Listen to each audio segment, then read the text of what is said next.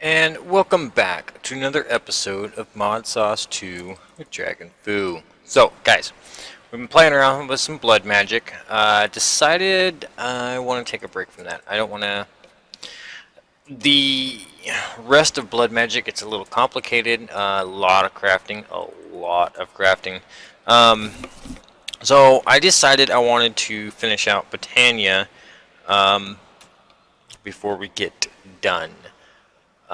This will probably be one of the last few episodes of Modsauce 2. We are going to the new series on this. I think we are recording on the 16th, I believe. We are starting recording for the new series. So we have 2 weeks left. I have another project coming up that might take up a little bit of time in replace of Modsauce 2. Because personally, I'm running out of stuff to do. So yeah, anyways, guys, I did a little building, as you can see. These are the walls. I hadn't decided if I wanted to put the glass between them to make them look a little bit more, you know, wall-ish. But that was kind of the idea of what I wanted. Maybe make them a little bit bigger. I don't know. Kind of pylon-looking things. And they've all got the little glass underneath them, like it's the little glowing like the rest of the buildings are underneath. And then, yeah, just kind of like glowing inside type deal. It's kind of what I was going for. I think it came out not too bad. This side looks a lot better. I think I got the look a lot better on that one. Just kind of something, a little something different. Kind of make it more of a walled-in place. As you can see, I did finish the assemblers. I didn't get to the last set of CPUs yet, and I got my landing pad done finally. I finally remembered to do that. So yeah, this is the biggest ME system that I have built to date, as far as auto crafting goes. And this is a huge CPU back here for my big processes. It's pretty big back there. So yeah. When we do Feed the Beast Infinity, we probably won't see anything like that anytime soon. So yeah. Anyways, so yeah, we're gonna do some stuff with Britannia. I had a couple ideas of some fun stuff to do, and I wanted to show you guys a few things. Check out that view. That's nice. I was wanting to do something with just the glass up here, and I want to see if it's going to work. Hopefully we can get it done by the end of the week. So, but right now we need to be working on some more mana. Why are you stuck?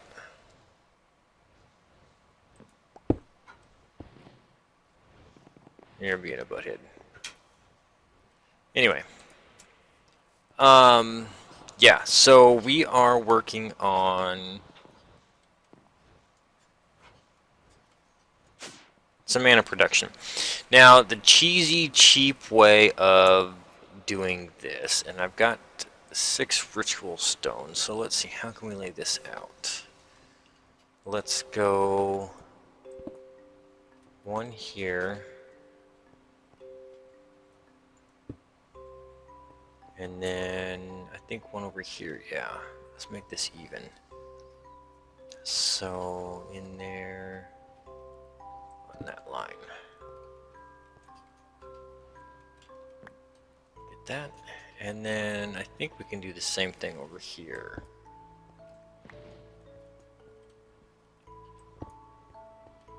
And this is going to be my main mana storage area, I guess you could say. Simply because I've got enough LP coming in to do this without having to worry about it. I just had to make the flowers up is all.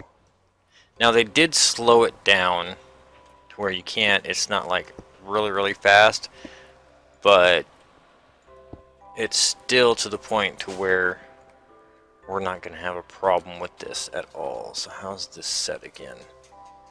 Looks like one on each side. Alright. And I don't remember if the Wakened will actually work on this either.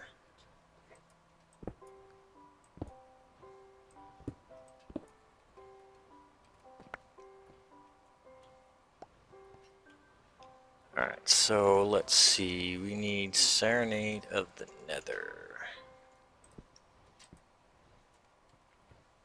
Alright, so put that one on.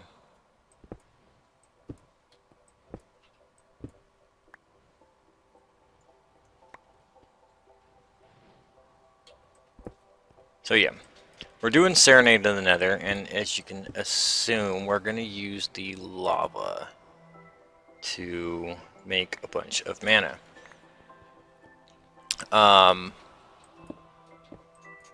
It's one of the more cheaty ways to make the mana, to be honest with you, but it's also one of the more reliable ways of having a steady income of the mana.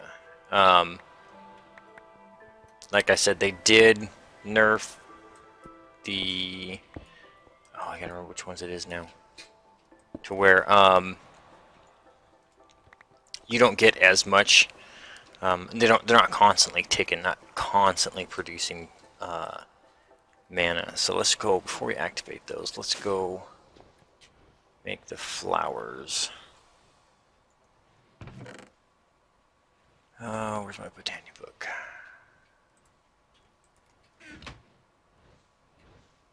I think I gotta make a bunch of these elven mana spreaders up too. So let me do something real quick, make it a little bit quieter.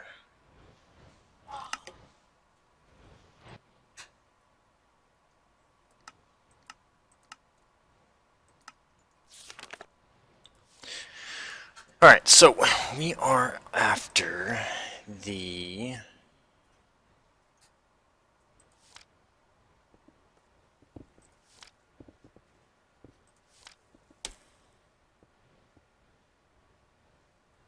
Now I gotta remember which one it is. Thermalily.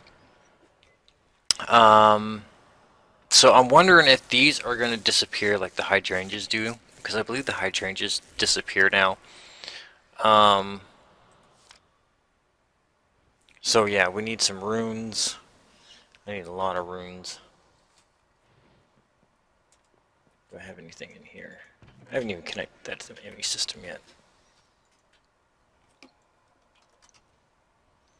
And that's not connected anymore, that's right. I haven't reconnected this system since I was having the issues over there with the quantum rings. What else do we need for that flower? Red and orange.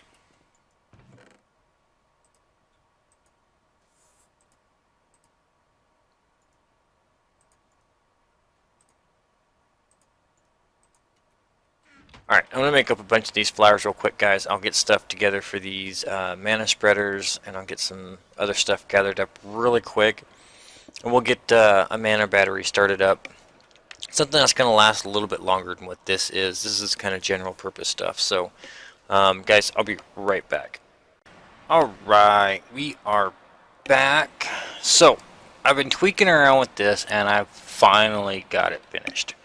The only problem I have with the flower one is the ability to pick the flower back up and put it into the inventory. Okay, so I'm going to run through this really quick with you guys. I have two different triggers, and I'll explain why here in a second. So the first trigger we're going to look at is set to 1 second intervals. And then this should be named output. I disassembled what I had going on before and just made it separate for this to work better. This can actually get deleted because we don't need that anymore. Alright, so you put your node in to get from your trigger, or you could just put this all in one group too. That works also. Alright, so actually I should explain how this is set up first. So you have your altar, your mana spreader, and this does have a potency lens on it, I believe, or maybe it's a potency and velocity on it. On the bottom of this with the Elven mana spreader. In this case, this setup, you can change the times on when it spits them back out, so you could use a lower tier mana spreader for this, but the one that I have now, I think it's working great just the way it is. I might be able to speed it up just by a second, but anyway. Oh, and that's an input, a rapid item valve from Steve's Factory Manager, and then the machine inventory manager. So you put your stuff in here, spits it out onto the altar, and then everything gets thrown into here. As you can see, I've been working. Alright, so our condition. This is our main condition. Now, what this is saying is that if... Okay, so we got our runic altar and our rapid item valve. So if any of these runes are in front of it or in the altar, it will... Oh, yeah. If it's detecting any of those in the altar, it will pick them up. And I have a variable set from when I did it before. So the valve, that I spelled wrong, and the runic altar are the inputs, and then the outputs are simply into the chest, the output chest. So basically right now all that one is saying is if there's something in front of it or in the altar, then it will pull it from there and put it into there. Is that necessary for that condition? Probably not. I can probably take that condition out, and we can actually, let's test that. Because I had this set up before where it was all in one row, or all in one setup. So when we go back into here, these are all the different runes for Britannia. So this runes here, what this condition runes was in here, so then everything bypassed through it for that condition. So, but if we have it set aside, I don't think we're going to need that condition in there. But here is where we need the condition. Lots of conditions. Alright, so we got our node coming in. Our first condition is set up to where if there is anything in the input chest, now this is our crafting recipe, and this is for fire, our fire runes. If these are in there, and I put requires all, and then actually set the amount. So it's even got the 3 mana steel in here. So it's all set that it's going to require all of the items. So even if there's 1 mana steel in there and the rest of the items in there, it will not do anything. It'll move on to the next, and that's what this condition is if it's false, it moves out to the node, and then it goes down the, keeps continuing down the line. Now, second condition is for the altar and the item valve, and that is for the rune that we are making. Alright? Now you could probably go through there and put all the runes in here just to make sure that nothing else happens. But generally, when you're done making this one, it'll move on to the next one. As long as this condition is finished and it's false, it'll move to the next one. Otherwise, it'll just keep running through this one. So yeah, if there is a rune in the altar or in front of the valve, if there is not a rune in the altar or in the valve, then it will move to this next one. And it's if any of these items are in the runic altar or the item valve, if there is none of those items, I'm sorry, I'm explaining it backwards. If none of the items are in there, then it will output those items into on top of the altar, and it is set. You have to make sure that you set these to specific amounts. Alright? If you don't, then it'll just keep spitting stuff out on you. So you want to make sure this last one is the exact recipe. So if there isn't a rune on there, it will not do anything. As soon as a rune gets picked up, it gets moved to the next condition. Okay, so if there is the crafting recipe or any one of the crafting recipes on that table still, it will do nothing. It will wait. And once the rune is picked up, it will wait again, and it will pick it. The other command will pick it up and put it in the chest, and then once it's cleared off, it'll move on to crafting the node. And this actually works pretty good. I haven't fixed all of these yet. That's a lot of work. But for right now, I've got the earth ones, which is stone, coal, and mushrooms. You should see this thing kick into action here. Oh, there is an autonomous activator underneath this that does activate this. Okay, why are you not running now?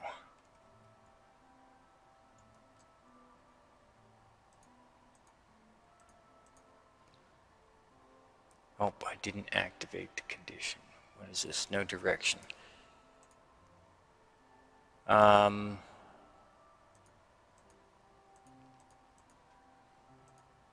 Modsauce, and then no condition selected.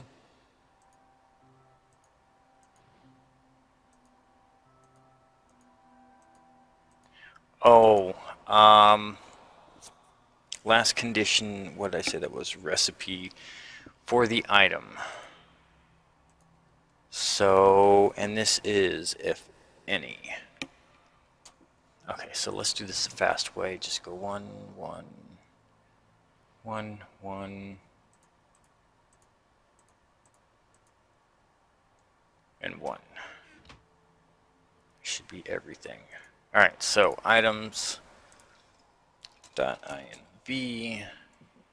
That'll bring up your inventory. It works a lot faster.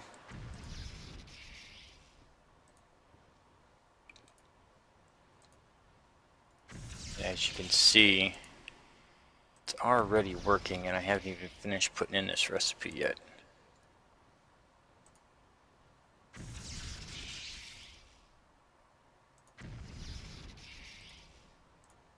And then we'll set this one to 3. And then the last one is the living rock.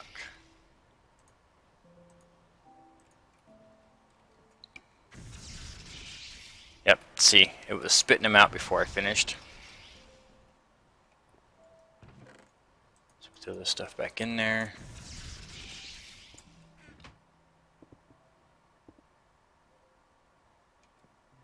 Now see, it's getting jammed up. Something's not set right.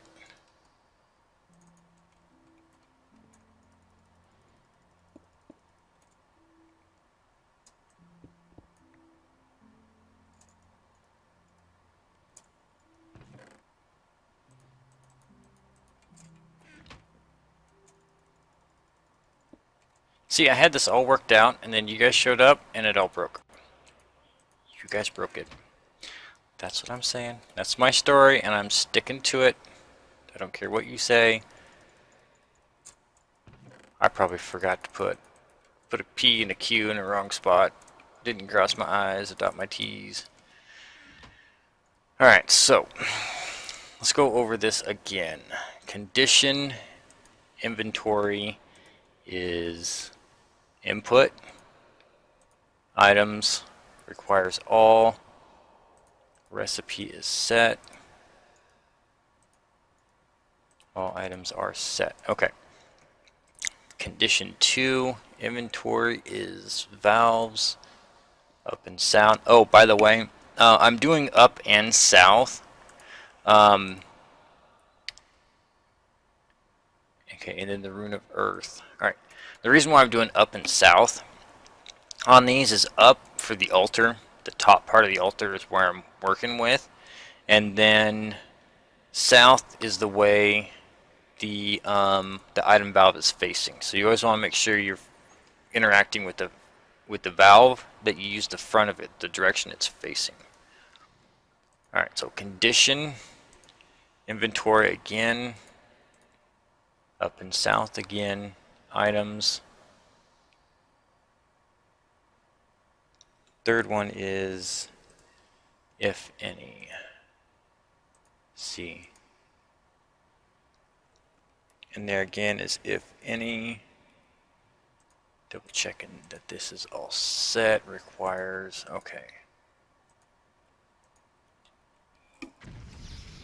So there, now it should be going. The problem was it was the require all on that last condition. It would keep running until all of them were on there. Well, by then it was kicking out already again. So as you can see, it's working great. It's not, even if it does hiccup and the rune catches, or the runic altar catches the rune, the inventory manager will still pick it up and put it into the chest. As you can see, it's working perfectly. Now, the reason why I have them on two different timers is because I want a delay from the item valve before it pushes it out, the new items out, so that the item valve can pick up or the manager, that for that matter, can pick up the rune and throw it in here. So it works great. It works beautiful. There are no more hiccups with this. And this works the exact same way over here.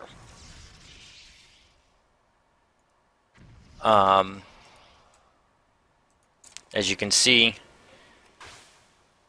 starts making them, and it's set up the exact same way as the runes are done. The only problem I have with this setup is that the item valve will not pick up the flower. I don't know for what reason or what have you. It will not pick up the item. Let me show you how it's set up. It's set up the exact same way. See, it's got condition and all. So I wonder if I take that condition out. Put that in there. I even put target was all sides.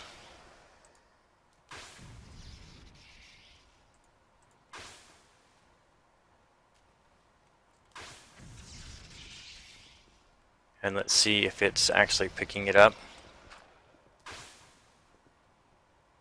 Oh, it is picking it up now. There, yep, there it goes. Now it's working right. There, we fixed it on camera. Haha. Don't actually know how many of these thermalilies I'll need, but I got enough. So yeah, you can hook this up to your ME system as well. There is nothing saying, or you can automate this as well, just like what you did with the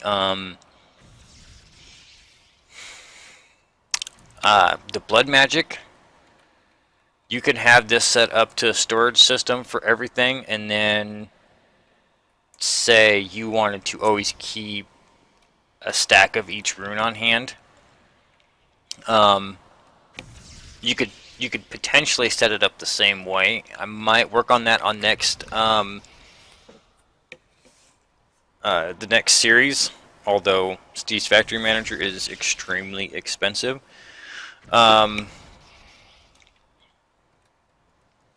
So yeah, that's something I might be looking at doing, but I will definitely have this set up again. Maybe not as quickly as I hope, but we'll definitely have it set up again.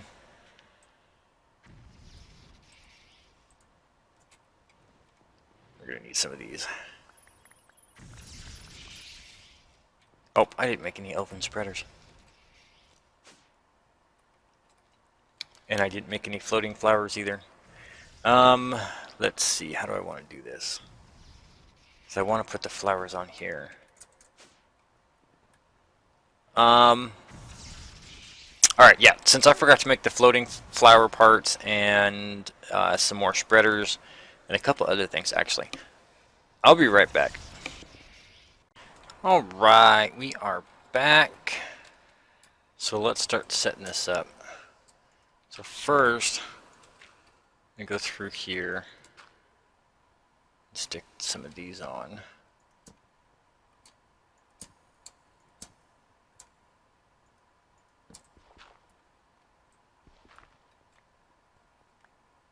That way they're on there. We don't have to worry about them.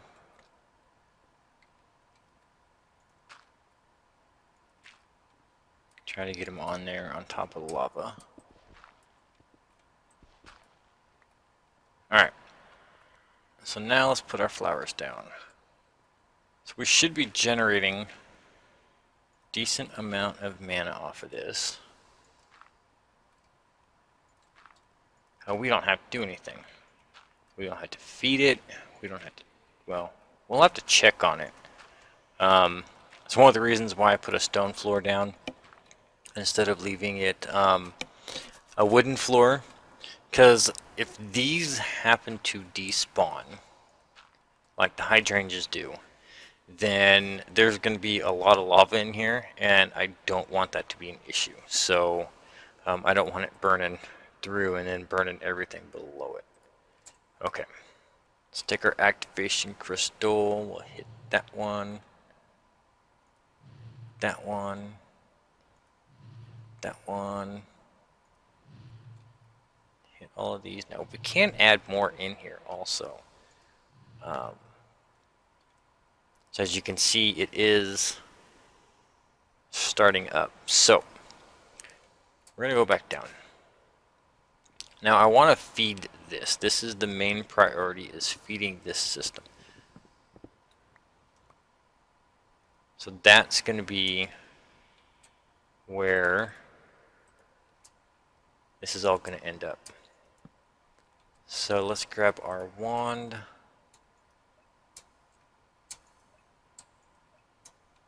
And then let's link that down to the distributor.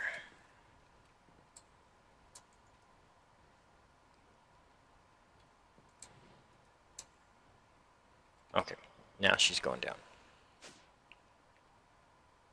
And then we'll put, got 3 left, okay.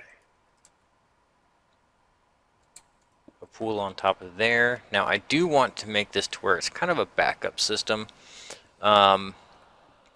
These two will feed into this pool.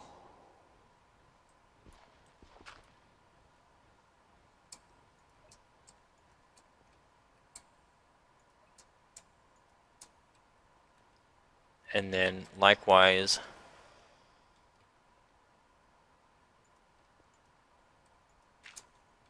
these two.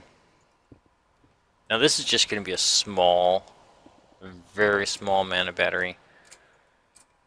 I'm not looking at creating a whole bunch of extra mana in the system, but it would be nice to have a little bit. Let's see, what did I have left? 3 mana spreaders? Yeah, let's do this. Just have them all fill in to those, and then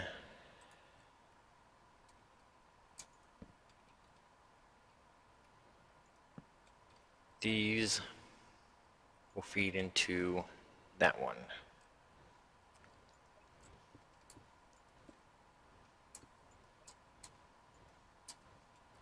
And then this one, of course,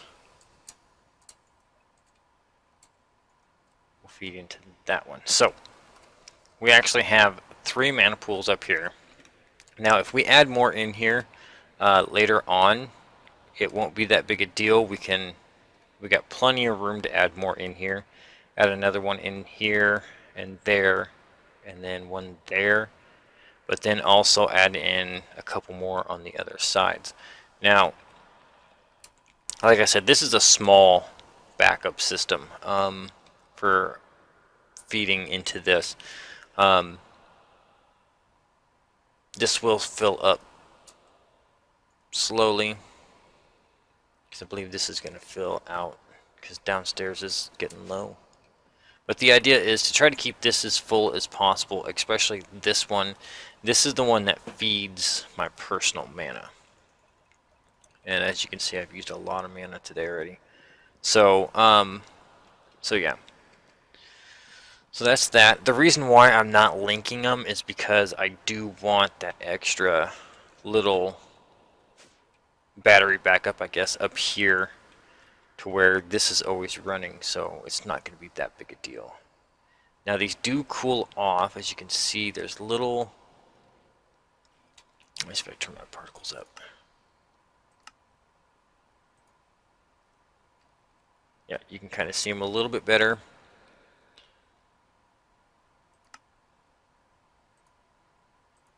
Go away, night vision. You can see how they're kind of steaming up a little bit.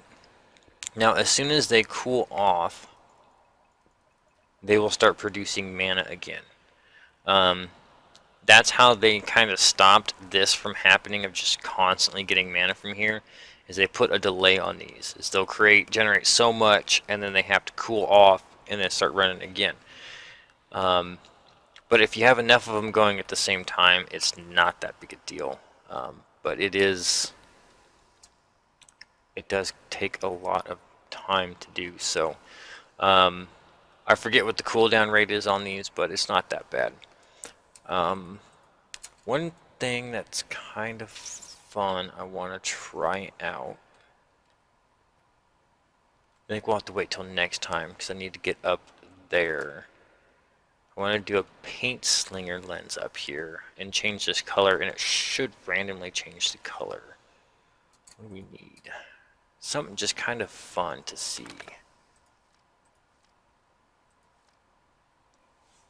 Let's see. Paint slinger lenses. Or glass. Okay. Wool mana lenses will give me the paint slinger. Alright. So I think what I will do is, since we have our battery there, I am going to put a distributor there, and then we'll have this other one to fill up also. And then this is the one that we will relay up upstairs to a platform up here maybe, and then have that lens going on here. It was kind of the whole point of putting the regular glass here, was to put that paint slinger lens on there. But so yeah, I think I'm going to call that an episode for today. We got our automated flowers going, our automated runes going, and then we also got our lava system up and running finally. We could have done this a long time ago, and I'm really not. And the other good thing about not running constantly is you don't have to worry about your life points so much. There it is. So as you can see, 45 million life points, and it's not even moving right now, so it'll take a while for those to cool off. But I'm still getting lots of mana from this system here. It's filling up into the one. I could do the same thing down here, as put another mana pool down here, and then have it shoot up there so that there's always backup there. But yeah, I think that works pretty good. That system does pretty good. It's slow. It's not as fast as I would like. Ooh, maybe I need to add another spreader to that, because those are constantly full. Yeah, I better make another one of those. Anyways, and then you got it shooting down from the top now. That's cool. I think there's a block I can put on here to hide that too, but you'll still see that. But yeah, that's cool. I like that. Constantly running. So as you can see, they cooled off. I think it's like a 5-minute cooldown. They run for like a minute or two, and then they cool off for 5. Kind of what it seems like. I just like to look at the Britannia systems. Alright, anyways, guys, I'm going to go ahead and cut it there. If you guys like the episode, as always, hit that big thumbs up button. Show me some love. New to the channel, new to the series, hit that big red subscribe button so you can see some more. And as always, guys, any comments or questions, please leave them in the down below. Until then, guys, I'll see you next time.